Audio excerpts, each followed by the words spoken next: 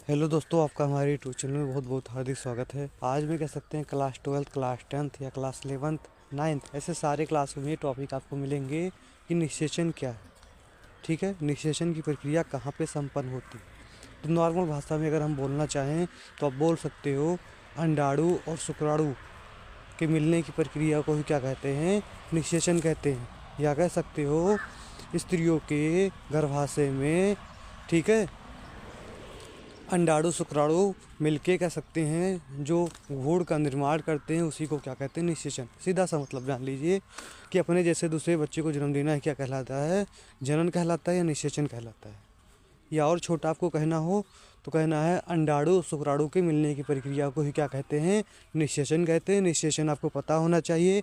अंडवाहिनी में एक फ्लोमियन नालिका होती है, देखो सकते हो ये जो एफ एस लिखा है कि नहीं लिखा है, ठीक है, वहीं पे क्या होते हैं, उसको फ्लोमियन नालिका कहते हैं। ठीक है, फ्लोमियन पट्टी भी कहते हैं। उसी में क्या होते हैं, अंडाणु शुक्राणु मिलते हैं, उसी को आपको पता होना चाहिए। क्लियर है। अंडाणु शुक्राणु के मिलने की प्रक्रिया को निषेचन कहते हैं और या फ्लोमियन नालिका में पूरी होती है, इतना आपको पता होना चाहिए। अब देख सकते हैं इसमें जो किताबी भाषा लिखा है उसको भी हम पढ़ लेते हैं।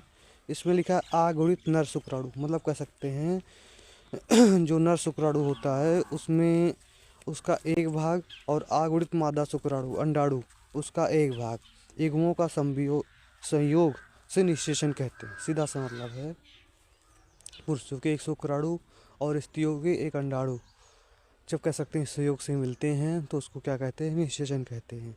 जिसके फलस्वरूप द्विगुणित युग्मजनक 2n का निर्माण होता है। मतलब कह सकते हैं एक स्त्री एक पुरुष का दोनों का मिलके एक द्विगुणित कह सकते हैं युग्मजनक का निर्माण होता है। स्तनधारियों में जो स्त्रियां होती है स्तनधारी, स्तनधारी का मतलब समझ पाते हो, क्योंकि उनके पास स्तन होता है। स्तनधारियों में निषेचन की प्रक्रिया फ्लोमियन नालिका में संपन्न होती है। फ्लोमियन नालिका आप देख सकते हो सबसे पहले इसी में होती है। आपको एक विस्तार से चीज़ बताते हैं। योनि के द्वारा आपका ये देख सकते हो नीचे से शुक्राणु प्रवेश करता है। ठीक है, अंडाशय में कह सकते हैं अंडाणु बने रहते हैं। और ये एफ टी जो लिखा है इसमें क्या होते हैं, अंडाणु अंडाशय से अंडाणु निकल के बैठे रहते हैं। और जब यहाँ से क्या होता है कि शुक्राणु अंदर प्रवेश करते हैं तो शरीर से जब जाता है योनि के द्वारा, ये गर्भाशय में जो बीच का बड़ा सा है वो गर्भाशय है। गर्भाशय के द्वारा क्या होता है, फ्लोमियन नालिका में जाके उससे मिल जाते हैं और क्या होता है, भ्रूण का निर्माण होता है। फिर भ्रूण क्या आ जाता है गर्भाशय में। कुछ समझ में आया। हमने कहा निषेचन, हमारी भाषा सुनना हो तो अंडाणु शुक्राणु के मिलने की प्रक्रिया को निषेचन कहते हैं और यह फ्लोमियन नालिका में पूरी होती है। और किताबी भाषा में कहना हो तो कहना है अगुणित अगुणित कह सकते हैं नर जनन का शुक्राणु और कह सकते हैं अगुणित स्त्री जनन का अंडाणु, ये दोनों कह सकते हैं मिलकर द्विगुणित अंडाणु शुक्राणु का निर्माण करते हैं, जिसको हम निषेचन कहते हैं। और स्तनधारियों में या फ्लोमियन नालिका में पूरी होती है। आपको ये क्वेश्चन आशा है क्लियर होगा। अब अंतारोपण किसे कहते हैं, ये भी क्वेश्चन, इसे भी हम इसको सल्टा देते हैं। अंतारोपण का मतलब होता है जब स्त्रियों के अंदर 28 दिन के अंदर अंडाणु बन के तैयार हो जाते हैं कि शुक्राणु आएगा, उससे निषेचन करेंगे, ठीक है, और क्या होगा, एक बच्चे का जन्म देंगे, भ्रूण का निर्माण करेंगे। लेकिन क्या होते हैं, जब शुक्राणु अंदर नहीं प्रवेश करता है तो वही क्या होते हैं, सारी ऊर्जाएं जो होती हैं, इस कह सकते हैं आपको पता होना चाहिए कि जो गर्भाशय होता है उसकी दीवार पे चिपक जाती हैं। फिर क्या होता है, महीना पूरा होने के बाद, 28 दिन पूरा होने के बाद वो शरीर से बाहर निकल जाती हैं, तो उसी को अंडारोपण कहते हैं। देखिए लिखा है, भ्रूण का गर्भाशय की अंतः दीवार पर स्थापित होने की प्रक्रिया को क्या कहते हैं, अंतारोपण कहते हैं।